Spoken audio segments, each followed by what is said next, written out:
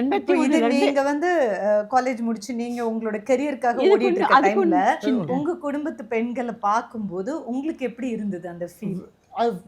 they both are very inspiring, that's all. என்னன்னா நான் வந்து இப்போ தள்ளி அவங்க நின்னு பார்த்தேன். கோட்டுக்குலாம் நிறைய எனக்கு ஒரு அலைஞ்சிருக்காங்க. நீங்க ஆட்டிடியூட் என்னன்னா உங்களோட ஹெல்ப் அவங்களுக்கு இல்ல இருந்துச்சா? கிடையாது. ஆ? என் ஹெல்ப்லாம் கிடையாது. நான் ஒண்ணுமே பண்ணல. ம். நான் வெளியே நின்று அப்சர்வ் பண்ணேன், அவ்வளோதான். எனக்கு என்னன்னா எனக்கு ஒரு விஷயம் என்னன்னா நம்ம சம்பாரிச்சு நம்ம கட்டிக்கலாம். எனக்கு பேசிக்கலாக இதை விட்டுருங்க அப்படின்றத நான் நிறைய தடவை சொல்லியிருக்கேன். ஆனால் எவ்வளோ ஒரு வீக்கான பர்சன் பாருங்க நான்.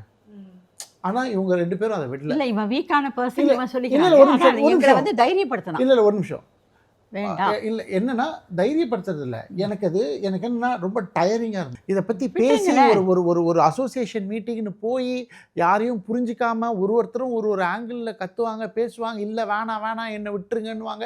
எல்லாரையும் கூட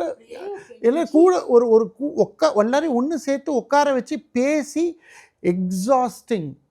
எக்ஸாஸ்டிங்கான ஒரு விஷயத்தை நான் என்ன சொல்றேன்னா, இதோட விட்டுருங்க பரவாயில்ல.